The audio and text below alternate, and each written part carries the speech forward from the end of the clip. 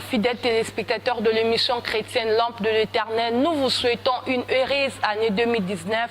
Que Dieu vous fasse du bien, que Dieu vous visite durant cette année, que tout ce qui n'a pas marché durant l'année 2018, que cette année, que vous puissiez vivre la main de l'Éternel. Aujourd'hui, Dieu a choisi son serviteur, le révérend Bishop Maf Mampui Dissoni, pour vous parler. Suivez et soyez d'avance bénis.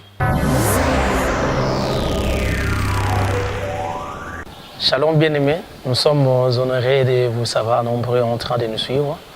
Nous sommes pasteur Maf Mampui. Par la grâce du Seigneur, nous allons vous apporter la parole. Et comme vous en avez déjà l'habitude, chaque fois que nous passons, chaque fois que nous entrons dans vos maisons, juste pour partager la parole, juste pour réfléchir avec vous par rapport à la pensée que Dieu nous a donnée. Et je pense qu'aujourd'hui aussi, vous serez bénis et je vous demande juste de nous suivre. Et si ça ne vous gêne pas, vous pouvez prendre votre Bible, lire avec nous, analyser avec nous, faire une étude avec nous. Et nous croyons que Dieu, par sa grâce, va nous apporter sa réponse. Je voulais vous aider, si vous voulez, que nous puissions partager la parole. Et pourquoi pas vous demander de prendre votre Bible. Nous allons lire la parole et faire des commentaires. Aujourd'hui, nous allons lire dans le livre de Matthieu chapitre 4. On va commencer à partir du premier verset. Écoutez ce que la Bible dit. Alors Jésus fut amené par l'Esprit dans le désert pour être tenté par le diable. Après avoir jeûné 40 jours et 40 nuits, il eut faim. Le tentateur, s'étant approché, lui dit, « Si tu es fils de Dieu, ordonne que ces pierres deviennent de pain. » Jésus répondit, « Il est écrit, l'homme ne vivra pas de pain seulement, mais de toute parole qui sort de la bouche de Dieu. » Le diable les transporta dans la ville sainte, les plaça sur le haut du temple et lui dit, « Si tu es fils de Dieu, jette-toi en bas, car il est écrit, il donnera des ordres à ses anges à ton sujet. Ils te porteront sur les mains de peur que ton pied ne heurte contre une pierre. » Jésus lui dit, « Il est aussi écrit, tu ne tenteras point le Seigneur ton Dieu. » Le diable les transporta encore sur une montagne très élevée, lui montra tous les royaumes du monde et leur gloire. Et il lui dit, je te donnerai toutes ces choses si tu te prosternes et m'adores. Jésus lui dit, retire-toi Satan, car il est écrit, tu adoreras le Seigneur, ton Dieu, et tu le serviras lui seul. Verset 11. Alors le diable les laissa, et voici deux anges vinrent auprès de Jésus et le servaient. Bien-aimés, c'est une portion de la parole que nous avons l'habitude de lire. Mais je veux vraiment que nous puissions analyser cela par la grâce du Seigneur. Ici, il s'agit de notre Seigneur Jésus. Quand il est venu ici sur cette terre, il a commencé, à partir de ces versets, il commence en fait sa vie ministérielle ou sa vie publique. Parce qu'avant ces temps, il était en coulisses, si je peux m'exprimer ainsi. Il ne faisait pas vraiment le travail pour lequel il a été appelé publiquement. Il était un peu retiré, il était un peu en coulisses. Et après qu'il se fasse baptiser par Jean-Baptiste, maintenant il commence la vie publique. La Bible dit déjà le premier verset, il a été emmené par l'Esprit dans le désert pour être tenté. Vous comprenez? C'est-à-dire, il n'a pas été emmené par le diable, mais il a été emmené par l'Esprit. C'est par l'Esprit Saint qu'il a reçu le jour de son baptême, qui est descendu sous forme d'une colombe sur lui. Mais le même esprit l'amène dans le désert pour être tenté par l'ennemi.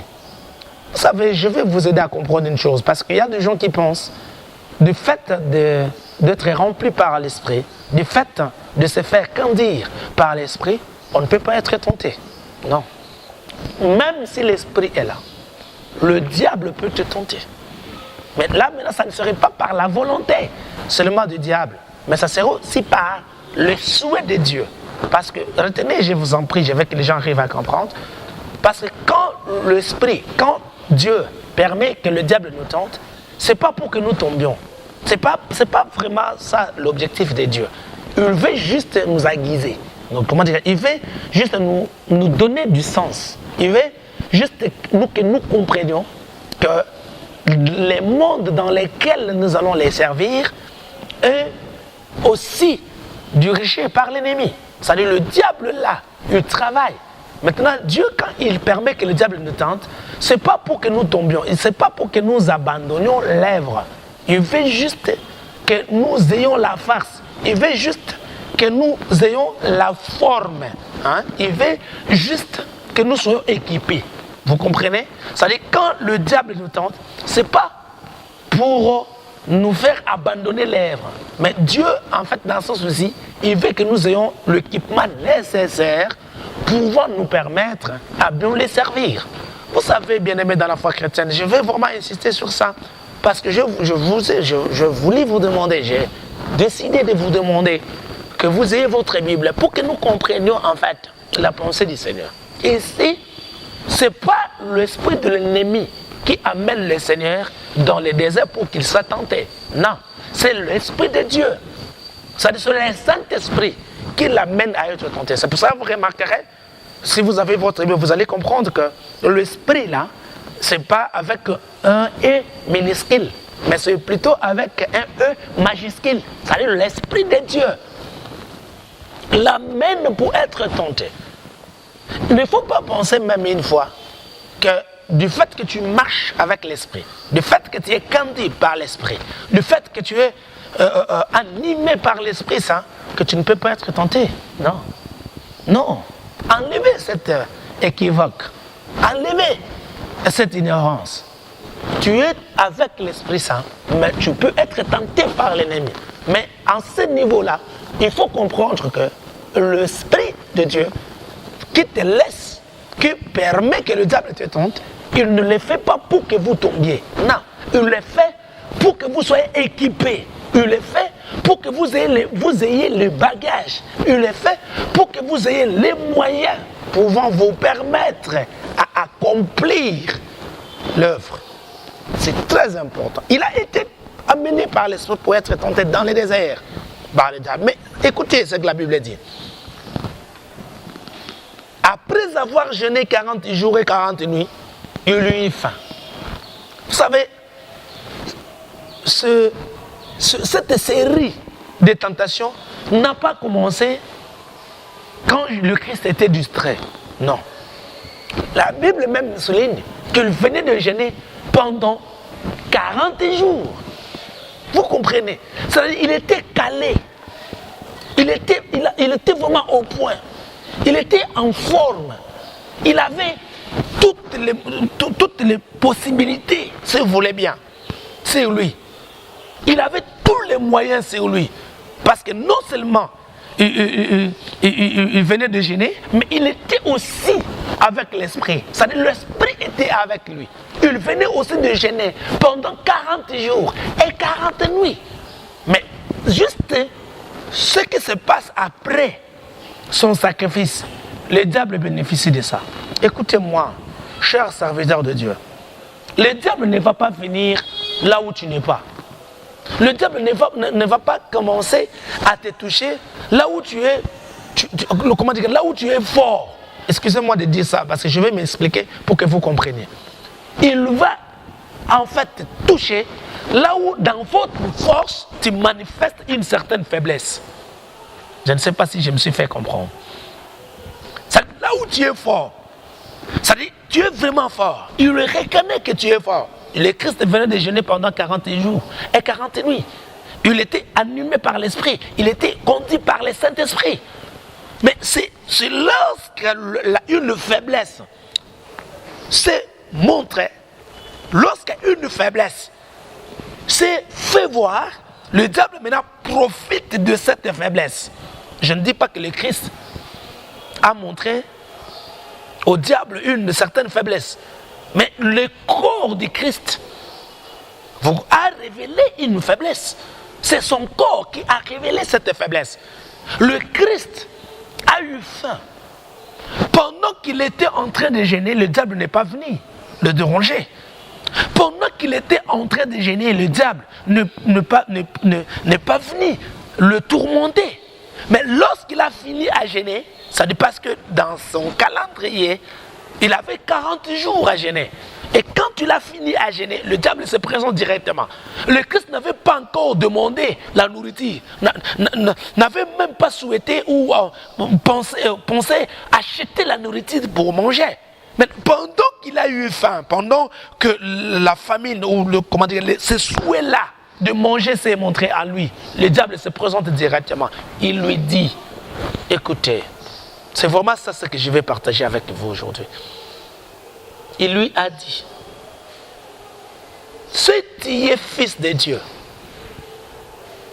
vous comprenez? Si tu es fils de Dieu, ordonne aux pierres qui sont là de se transformer en pain pour que tu manges. Si tu es fils de Dieu. Il pouvait lui dire, excusez-moi de partager ceci avec vous. Il pouvait lui dire, je sais que tu es fils de Dieu. Ordonne à ces pains, plutôt à ces pierres de se transformer en pain pour que tu manges. Il pouvait lui dire ça. Mais comment il a commencé directement par lui dire, si tu es fils de Dieu, ordonne à ces pierres de se transformer en pain pour que tu manges.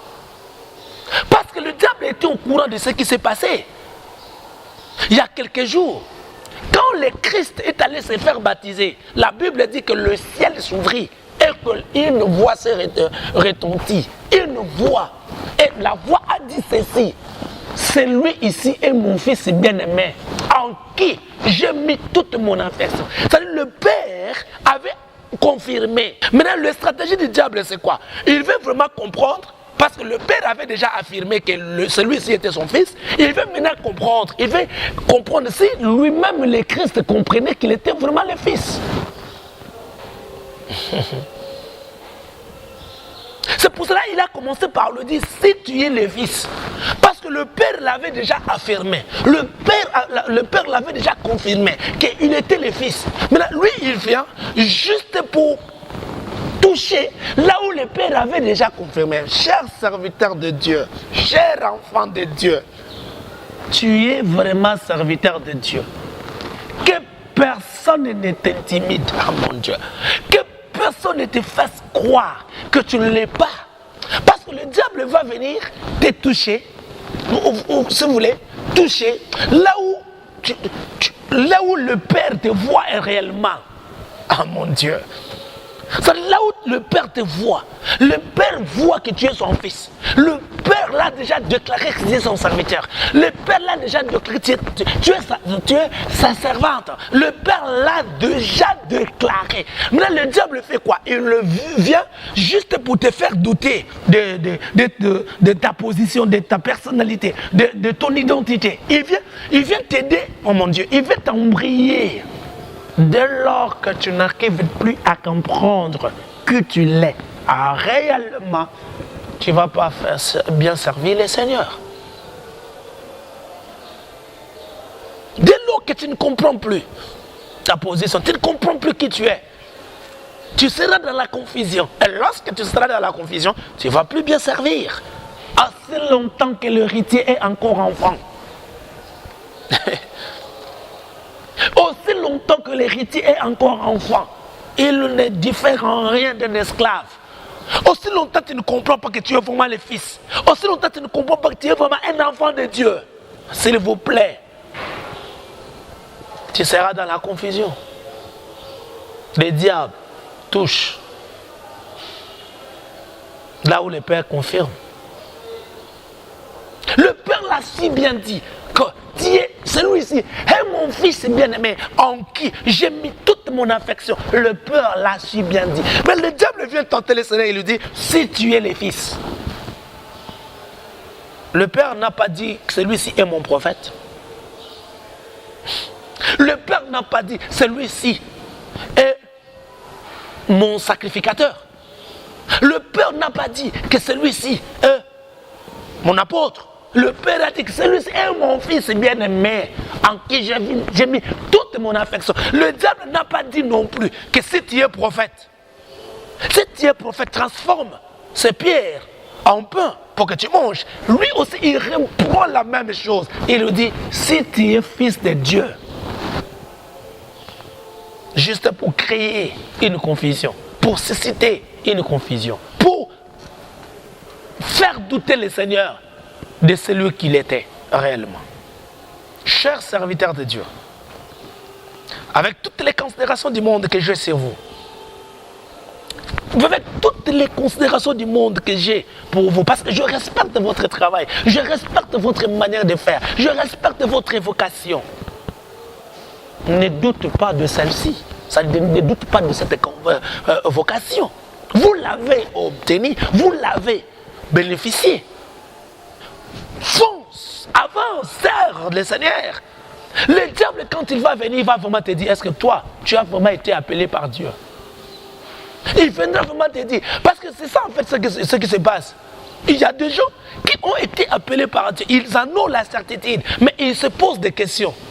Pourquoi? Parce qu'il n'a vu aucun prophète lui dire ce qu'il va devenir. Il n'a jamais entendu un prophète lui dire, tu vois, toi tu seras je ne sais pas quoi dans l'avenir. Du fait qu'il n'a pas encore entendu cela, il se doute lui-même, il se fait des doutes. Il pense qu'il n'est pas. Si Dieu t'a appelé comme son ministre, il t'a appelé comme ministre, tu n'as pas besoin d'un autre prophète. Dieu déjà a dit, tu n'as pas besoin d'un autre prophète qui te dise ce que tu seras. J'ai compris une chose, que la plupart des serviteurs de Dieu maintenant, ils courent derrière des prophéties. Oh non, il faut qu'on me dise celui que je vais devenir. Il faut qu'on me dise ce que je vais faire plutôt, ce que je vais faire dans l'avenir. Il faut qu'on me le dise. Dieu n'a pas besoin qu'on te le dise. Si lui, il a déjà dit, oh mon Dieu, si lui, il a déjà dit, il a dit, et il est derrière se dire, il va le accomplir. Il va accomplir ce qu'il a dit. Pourquoi tu te laisses influencer négativement? Pourquoi tu te laisses intimider? Pourquoi, cher serviteur de Dieu? Il a dit à Jésus, tu es mon fils bien-aimé, en qui j'ai mis toute mon affection. Point. Le diable est venu reprendre, si tu es le fils, transforme cette pierre en pain pour que tu manges. Mais écoutez ce que le Christ a dit. L'homme ne vivra pas de pain seulement, mais de toute parole qui sort de la bouche de Dieu. Vous savez ce qui dérange les serviteurs actuels? Ce qui nous dérange tous, c'est l'esprit du média. On a besoin d'obtenir le résultat maintenant. On a besoin de prendre tout maintenant. On a besoin d'arriver au sommet maintenant. On a besoin que les gens parlent de nous. Au lieu que nous souhaitons que les gens parlent de Christ, mais on souhaite que les gens parlent de nous. Vous savez, permettez que je vous donne un secret. Si les gens parlent de ton maître va t'attirer vers lui. Mais si les gens parlent de toi, le maître va se retirer. Vous comprenez, chers serviteurs de Dieu? C'est l'esprit de l'immédiat. On veut prendre tout maintenant. Oh, Dieu ne fonctionne pas comme ça. Dieu ne procède pas comme ça. Il veut que nous grandissions graduellement. Il veut que nous progressions graduellement. Il veut que nous obtenions en fait ce que lui a prévu pour nous. Parce que tout ce qui nous attend dans l'avenir, c'est Dieu qui l'a prévu pour nous. Il veut que nous l'obtenions. Mais il veut que nous grandissions. N'est-ce pas la Bible dit? Paul dit à ses enfants, je veux que vous grandissiez, je veux que votre progrès soit évident. C'est ça aussi les souhaits de Dieu. Il veut que nous grandissions. Il ne veut pas que nous restions là ensemble. Il veut que nous irons de l'avant. Il veut que nous progressions. Mais c'est graduellement. Parce que Dieu ne veut pas marcher avec des gens qui sont immatures. Dieu ne veut pas marcher avec les gens qui pensent qu'ils sont déjà arrivés, ils sont capables de faire tout. Et maintenant, non. Non, chers serviteurs de Dieu. Non, chers serviteurs. Non, chers enfants de Dieu. Non. Il faut que Dieu lui-même constate qu'il y a un progrès.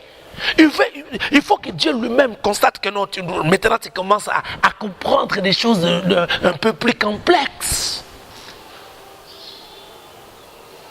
Si tu es le Fils de Dieu, transforme le pierre que tu as, les pierres qui sont autour de toi, en pain.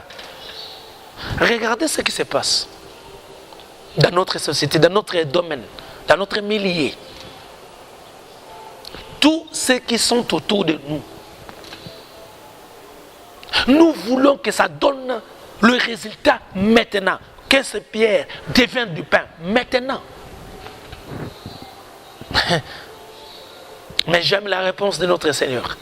Il a dit, l'homme ne vivra pas de pain seulement, mais de toute parole qui sort de la bouche du Seigneur. Regardez Adam et Ève. Le diable leur avait dit, si vous mangez de ces fruits, vous serez comme lui. C'est-à-dire pour eux, ils n'ont même pas voulu entendre que nous devenons comme lui. Ils ont mangé. C'est maintenant qu'il faut manger, pas demain. C'est maintenant qu'il faut manger, pas demain. On ne peut pas attendre demain. Il faudrait que nous mangeons maintenant. Voilà là où Adam et Ève sont tombés. Parce qu'ils ont voulu prendre maintenant le résultat. Nous serons comme lui, mangeons. Mais le Christ dit, l'homme ne vit pas de pain seulement, mais de toute parole qui sort de la bouche de Dieu. Mais eux, ils ont voulu manger maintenant. Bien-aimés, chers serviteurs de Dieu, même la mangue, si elle n'est pas mûre, tu ne vas pas bien la manger. Attends ta maturité. Attends. C'est ça que Dieu attend de toi, chers serviteurs de Dieu. Il veut que nous puissions grandir. Il veut que nous puissions grandir. C'est très important. Permettez-moi de continuer la lecture. C'est très important. Je suis dans le livre de l'Évangile selon Matthieu, chapitre 4. On a commencé à lire à partir du premier verset. Mais écoutez, je vais lire le verset 4. Écoutez ce que la Bible dit. Jésus répondit, il est écrit, l'homme ne vit pas de pain seulement, mais de toute parole qui sort de la bouche de Dieu. Mais le diable aussi avait parlé. Hein? Le diable aussi avait parlé. Il lui a dit de transformer les pierres en pain et manger. Mais qu'est-ce qui fait que Jésus, directement, il conclut que c'est la parole qui vient de la bouche de Dieu qui donne la vie, qui vivifie.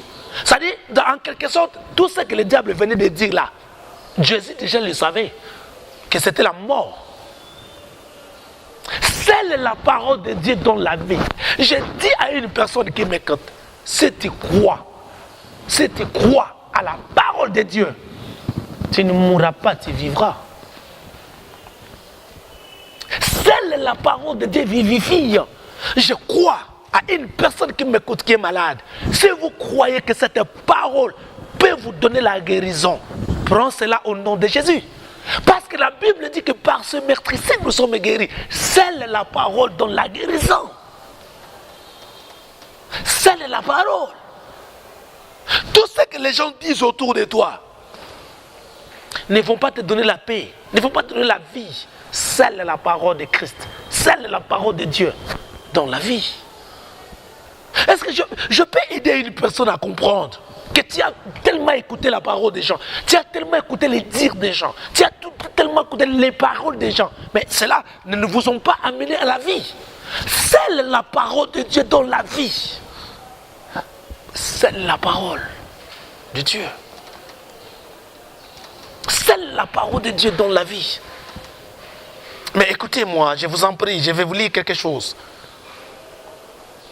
Le diable les transporta dans la ville sainte, les plaçant sur le haut du temple et lui dit, si tu es fils de Dieu, jette-toi en bas, car il est écrit, il donnera des ordres à ses anges à ton sujet et ils te porteront sur les mains, de peur que ton pied ne heurte contre une pierre.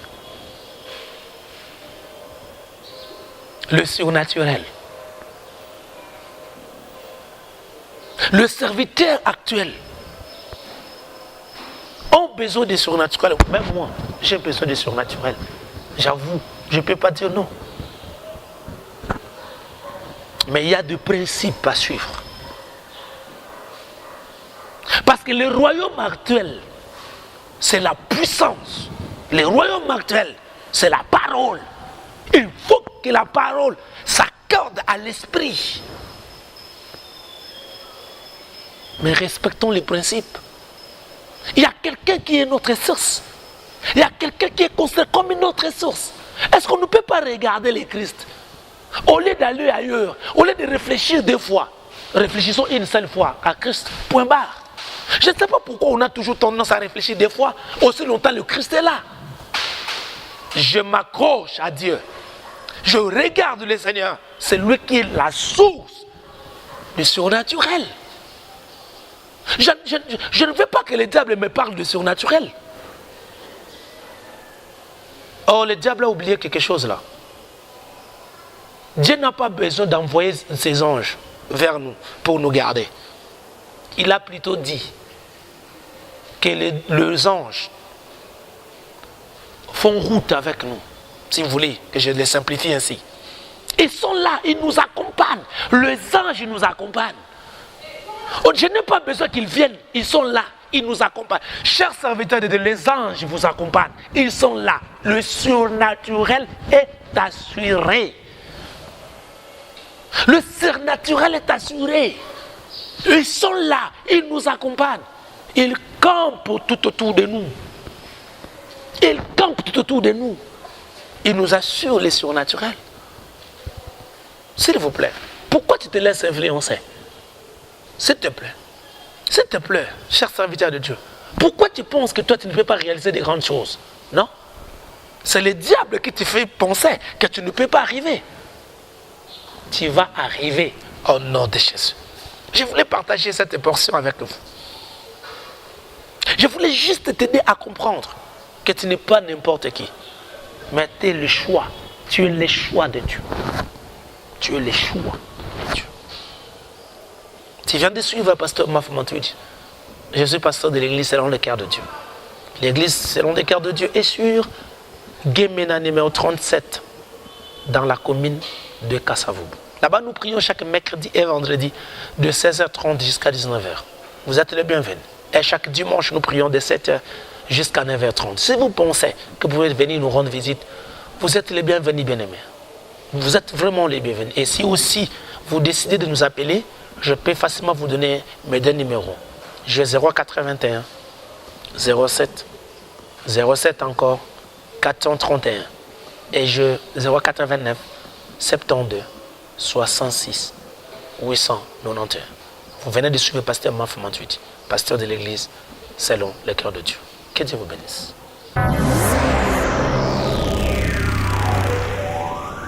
Bien-aimés dans le Seigneur, Dieu vous a béni à travers ces messages. Il vous a parlé à travers son serviteur, le révérend Bishop Mafmantouidj Soni de l'église selon le cœur de Dieu. L'église selon le cœur de Dieu se trouve dans la commune de Kassavoub sur l'avenue Guémena numéro 37. Vous nous avez suivis, vous avez des problèmes, vous avez des soucis qui nécessitent la prière. N'hésitez pas de nous contacter sur notre numéro qui est affiché au bas de vos écrans. Nous vous souhaitons encore une fois une heureuse année 2019. Que Dieu vous visite. Bye et à la prochaine.